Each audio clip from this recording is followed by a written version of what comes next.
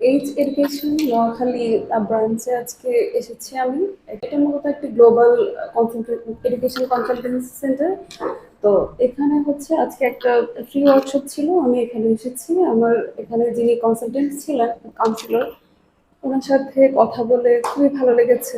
আমি মানে যদি হায়ার এডুকেশনের জন্য অ্যাব্রড যাই, সেক্ষেত্রে আমি কি কি ধরনের ডিফিকাল্টিস ফেস করতে পারি, কি কি ধরনের অপরচুনিটিস আমার জন্য রয়েছে, উনি সবই বলেছেন।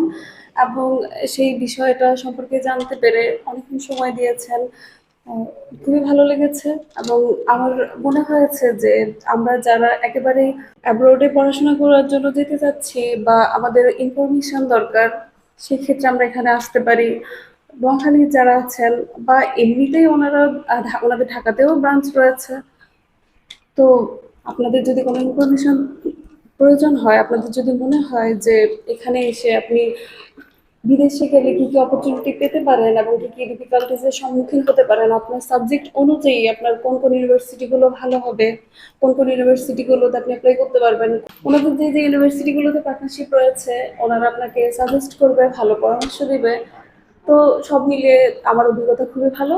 ধন্যবাদ।